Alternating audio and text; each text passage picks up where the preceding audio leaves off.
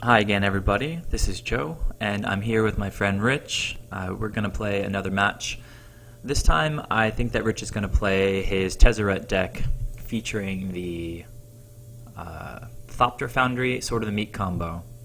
So we will roll it some dice, and Rich wins. But I get a pretty solid hand, so I'm going to keep.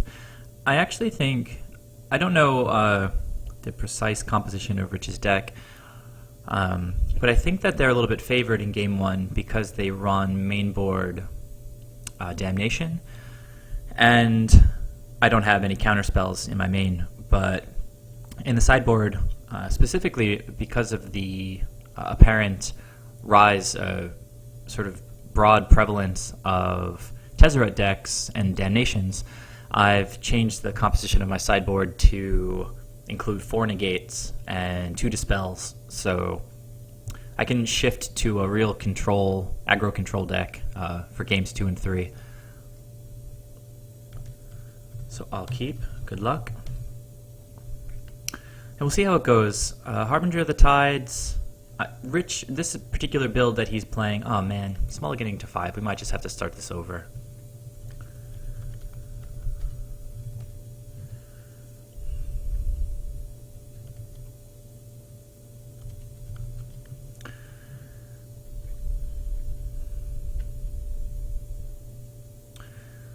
Mulligan to 5 on the play is pretty rough. Let's hope he keeps his card on top. At least make it a little bit interesting. Though who knows, maybe he has a totally perfect hand of 5 cards. And he kept his 6th card on the top of the deck, so hopefully it'll be a game. Okay, polluted delta, probably pass the turn. Ready?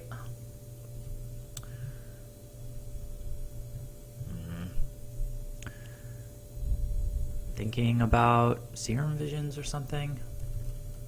Okay. So we untap and draw. Another Harbinger.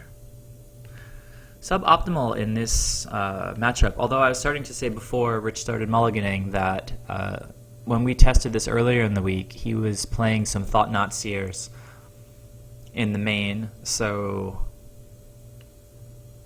Harbingers could come up pretty big, I guess, against Thought Not Seers, especially with an Ether Vial, sort of a combo with Harbinger, play a Harbinger, bounce the Thought Not Seer, and potentially vial out whatever good stuff we draw before he gets to replay the Thought Not Seer. This is okay. We're going to reveal it to Rich. And he's probably going to take the Silver Gill, just because it's more card advantage for me, and he's already on a mulligan to 5, but I don't know. Yeah, a lot of dudes. I've got a lot of dudes in my hand. Let's see what he decides to take. I mean, it's either the Lord or the Silver Gill, right? The Harbingers are so redundant. Gills. Yeah, that's a smart decision, in my opinion. Alright, so Rich is already on 3 cards. I think we just have to really lean on him. Start the pressure. Ooh, on a mulligan, that's what we want to... On a mulligan to 5, we want to hit his lands.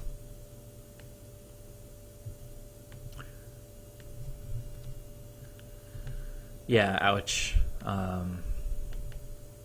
Okay, and we draw another land. This is going well.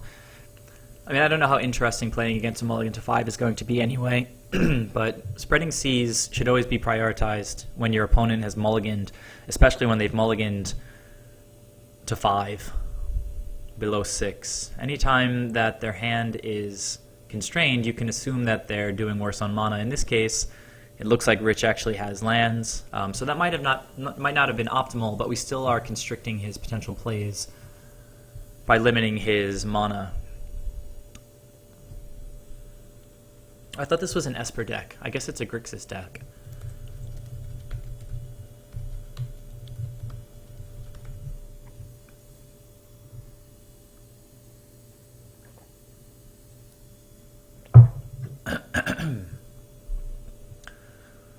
So it looks like black is a little more important than red at this point. Excuse me. Okay, so I have exactly one out to this card in my deck, and this makes his mulligan a little bit better since now his ensnaring bridge is better.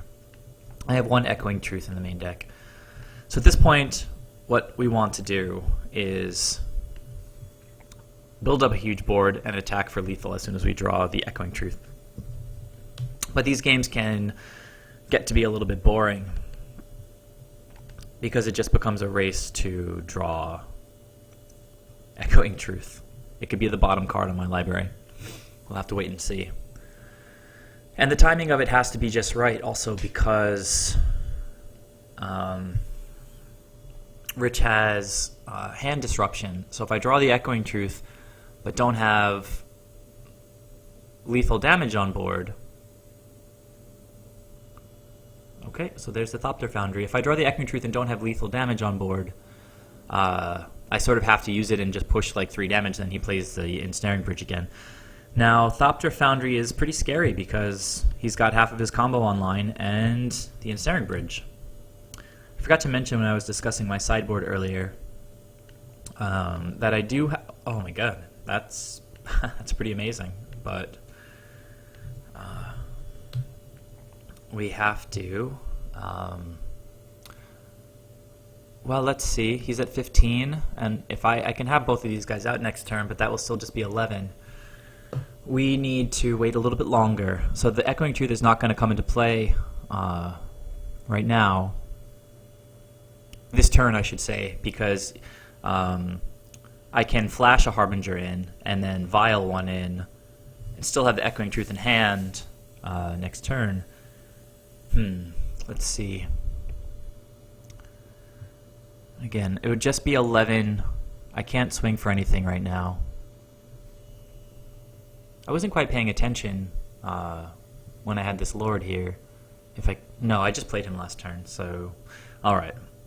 What are we doing here? I think we're just gonna wait. We're gonna pass and then flash in 2 Harbingers. And then hopefully draw a Lord. Now Sword of the Meek, the combo doesn't win right away. If he's constrained on mana, I mean he already has 4, being able to gain 4 life and make 4 Thopters every turn is super powerful. I currently have Island Walk, which is nice. But again, Rich was on a draw to 5. So far this is pretty bonkers for a draw to 5. He had hand disruption and he has half of his combo as well as ensnaring bridge. So we are going to push damage all the way here now. Because why not? I did draw my 1 out in the deck the turn after I said I need to draw it. Now if I draw a 2 mana Lord, I can play it and still cast Echoing Truth.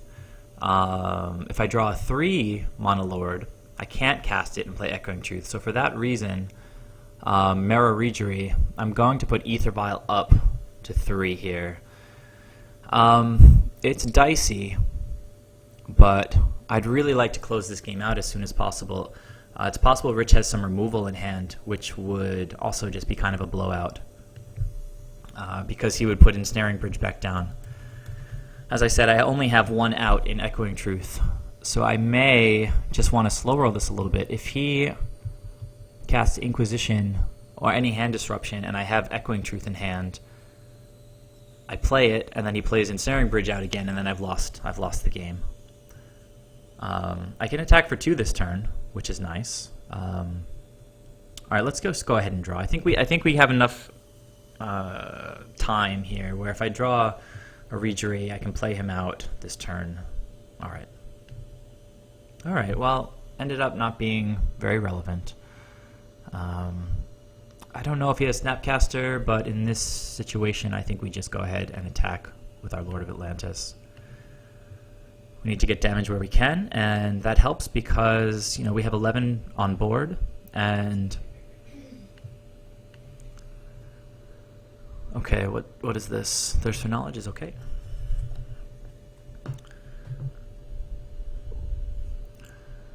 So we have 11 power on board, And now we can safely leave our Ether Vial at 2 because Marrow Regery,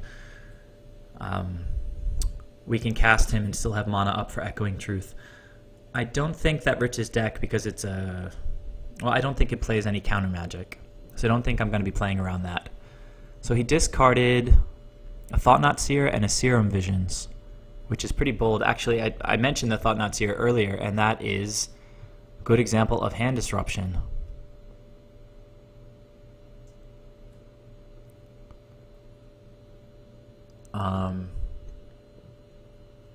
Okay, so he's going to tap 2 untapped artifacts to deal 1 damage to a creature or player. How many untapped artifacts does he have? 1, 2, 3. So he can only activate that once right now per turn, which is fine by me. It's pretty slow. He's almost tapped out. He's at 11 now, which, if he doesn't have a removal spell, it's lethal. We have enough mana that I don't have to cast this on his turn. Alright, a Mutavault. So...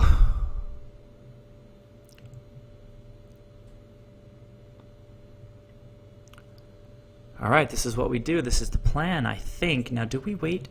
I don't think that we can wait in hopes of, also getting Mutavault in on the attack. If he has removal, he kills the Lord, and I then only have 8 damage. He replays. Oh, he has mana up for blocks with Thopter Foundry. Wow, okay. Good to think about that. Let's see, Ether Grid. Interesting tech. Make him think that I'm thinking about the Ether Grid. Really, I'm just thinking about winning the game. So, at this point, if I had just attacked with these guys right now, he could generate 2 mana by sacrificing 2 artifacts. That would be pretty bold. To block my Lord, he could just block with 1 and then sacrifice the other.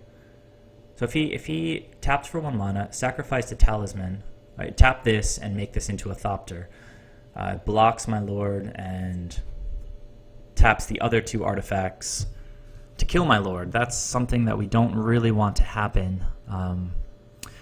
If he doesn't have removal other than the Ether Grid, I think that we'll have lethal next turn with Island Walk. What's going on with the art for Mutavault? Okay. Yeah, so I think we do have to wait another turn. This is a little bit dicey, but he can make Thopters to block my Lord, so I don't have lethal anyway. And a Thopter block followed up could just kill the Lord, and that's not something that I want to happen. Alright, so he's doing 1 damage to me. This is interesting. Now, if he draws a Thought-Knot Seer and plays it, he doesn't have enough mana to replay his Ensnaring Bridge, which is pretty good. Let's see. Still does not have enough mana to replay his Ensnaring Bridge. Okay, he passes. This is very exciting. I might be able to get there this game. Okay, we're going to leave everything as it is. Draw a card. Another Mutavault. Now he's playing out his hand, probably because there's not much to do. It's pretty amazing that this is a mulligan to 5. This has been a pretty incredible mull to 5.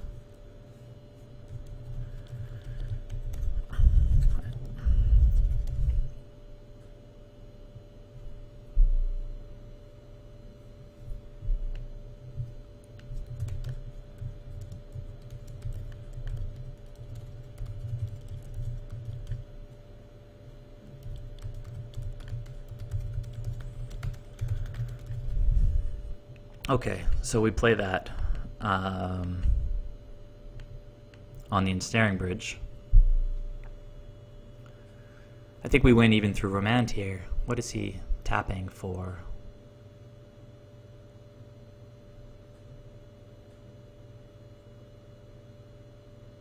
Oh, making Thopters.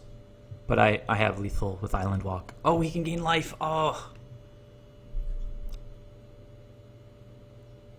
Wow.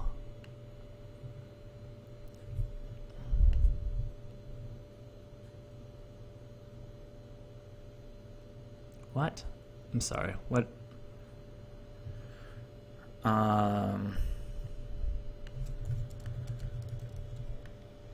You tapped bridge, right?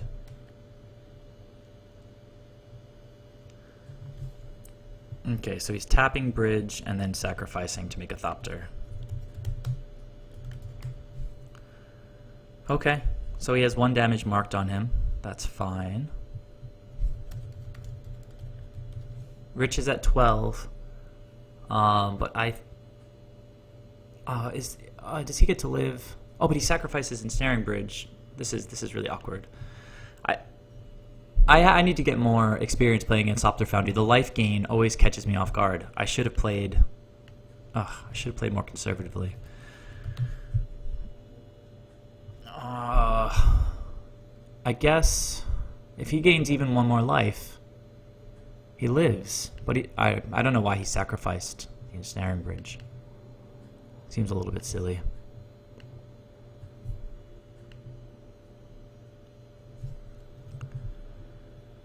I mean, he can just gain 1 life, and what is he tapping? Tapping 2 things.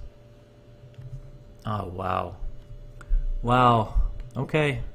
So, even though I saw a lot of angles, I didn't see all the angles. Do you have another bridge in hand? If so, I lose. Wow. I could have played around that so much better. Well, live and learn. This deck just came out a few days ago in Modern. I don't know that he had to sack the bridge. Did you have to? I don't know.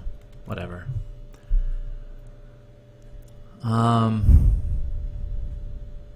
So that was kind of cool though, because he made another artifact which let him tap for the Ether Grid. A lot of synergies in the deck. Let's think. Did you have to sacrifice the bridge to live that turn? Could you just have let it get bounced? Sack the talisman instead?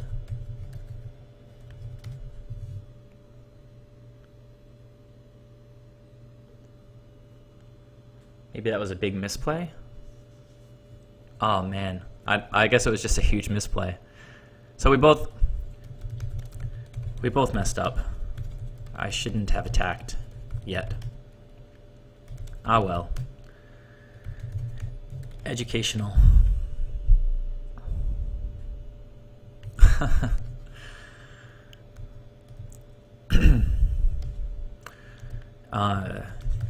These Thopter decks are super tricky.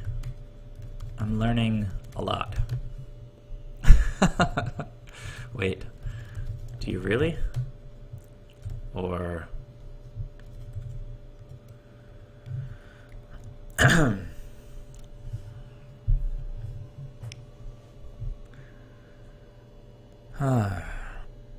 Alright, so...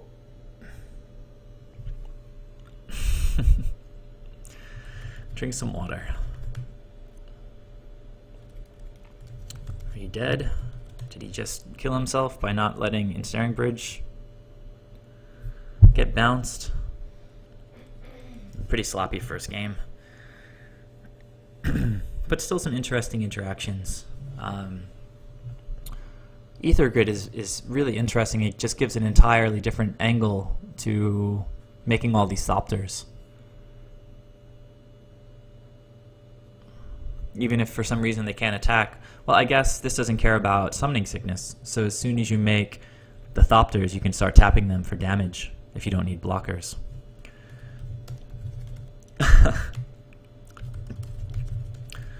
Okay, so that was kind of a lame game, but you guys got to see some interesting interactions. Pretty complicated stuff. Okay, so I have a ton of things in my sideboard for this matchup.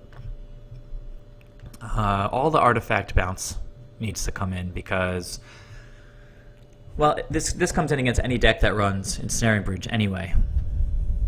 But Rich's deck plays, it just tries to win with Tezzeret, so it's trying to just jam-pack the board with artifacts. So being able to bounce 8 artifacts in one go, especially with things like Darksteel Citadel, even once they've been turned to 5/5 creatures by Tezzeret, can be a sort of a huge blowout. Relic comes in because it disrupts the combo. It can exile the Sword of the Meek when it is in the graveyard. And does he play a lot of instant spells that I want to worry about?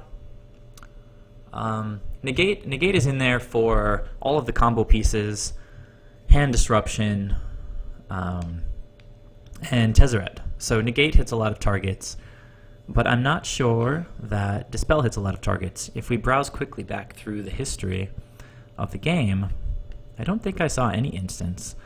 I think we can live without Dispel for this game, and if we see a lot of instants, then we'll bring them in next game. So Dismembers certainly come out. Echoing Truth stays in because these bounce effects, the either bouncing a bridge or bouncing a whole bunch of Thopters, is really the most valuable effect in my deck. Spreading Seas comes out because I need to make room for all of these spells, and Island Walk is pretty much a given. Even though it's a 3-color deck and Spreading Seas could potentially do work, and it does draw us cards, we need to make space, and those are the first things to be cut. This entire row is solid. These games tend to go long, so Master of Waves is going to stay because he's our best late game card. Harbinger. Now, I mentioned Harbinger is decent against Thought-Knot Seer, but Thought-Knot Seer can still come back out. Apart from that guy, Harbinger is not very good.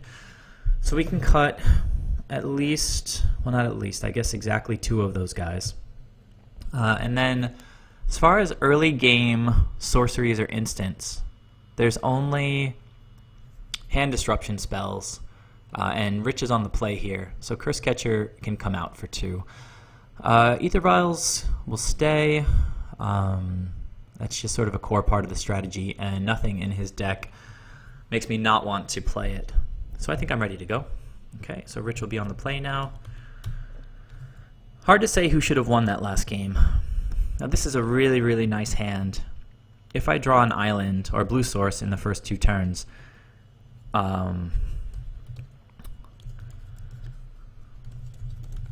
need to see if Rich is keeping.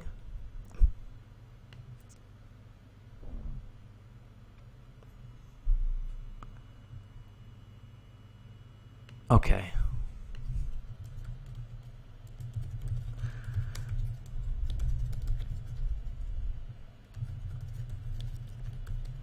Okay, so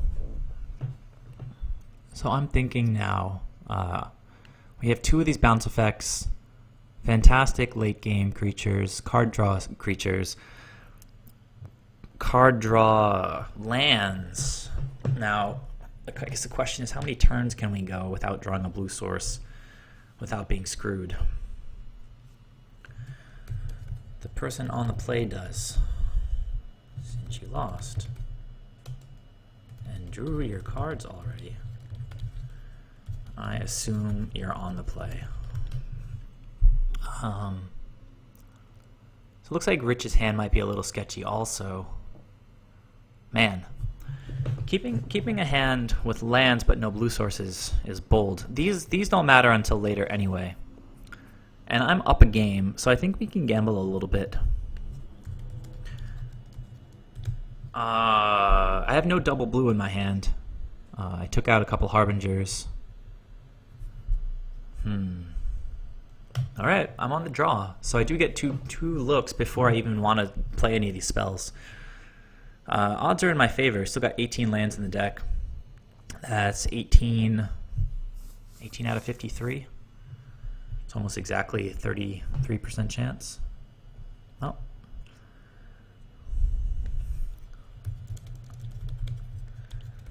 Okay, so Rich gets to see my hand.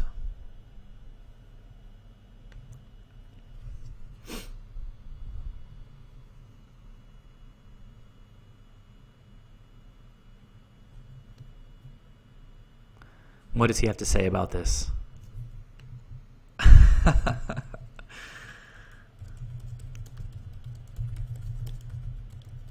Okay, so recall, that's a very reasonable spell to take, since it is pretty much like a Wrath of God against his deck. Alright, a swing and a miss. Mutavault, go.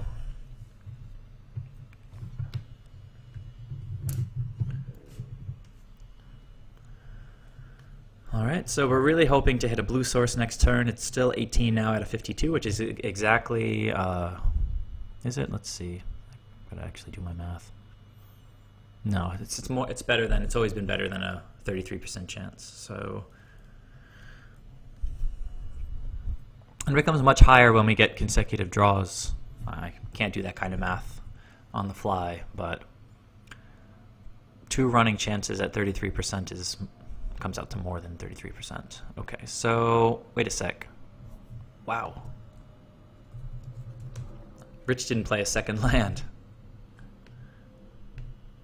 And I'm a little bit screwed, but we get to attack.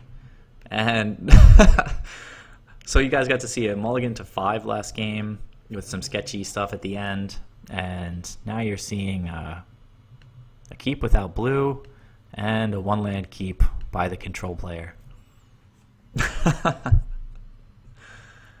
Alright, well, alright, he drew a land. That's very nice. Okay. So I can attack now, but if I draw a blue source, I can throw a Regery out, which is pretty nice. This is shaping up to be a pretty weird game. There we go. I knew I would hit it sooner or later. Yeah, this guy turns on more of the deck, so let's see what we can do. So that took 3 draws, and you can see against an opponent who was, oh man, well, that's a little stinky. Alright, so he has effectively stripped both of our excellent bounce spells. There's still 3 in the deck, which is a decent amount, but now we get to play a lot of creatures. Oh, we get to play even more creatures than I initially thought. Hopefully this will just be a quick game then. I'm going to play a Curse Catcher. That'll set back his Damnations a turn.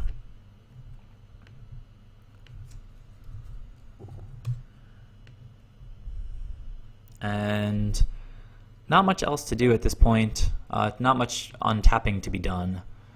Mutavault is shut off by Pithing Needle, so if I play a Silvergill, I already played my land for the turn. I can only have 3 mana available. I think we just play the Master here. Actually, hold on. No, that's a little bit silly. Not a big deal, but let's be optimal. I'm going to attack. And then we go to our second main and we untap our creature. Yay.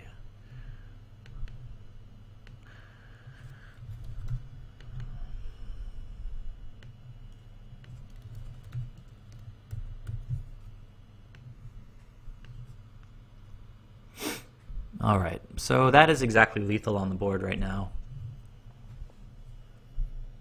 6 + 7. You can see with card draw spells, Silvergill in hand, well, that's not exactly fair. In this case, I didn't have blue, so my card draw spell was a little bit irrelevant.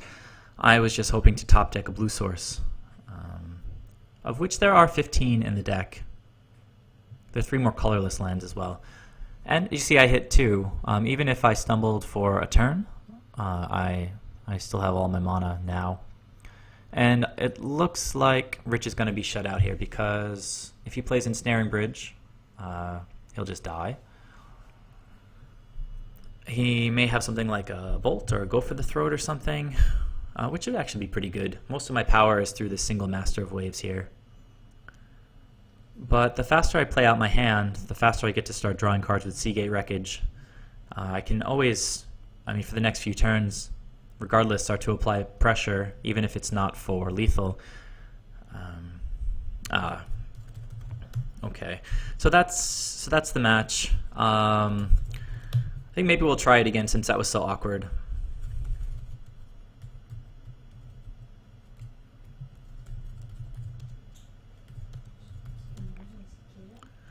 Alright, so thanks guys for joining me for this video. We might get another match, might not, but hope you guys enjoyed seeing a little bit of this early action with this new Thopter Foundry deck. And I'll see you for the next video. Later.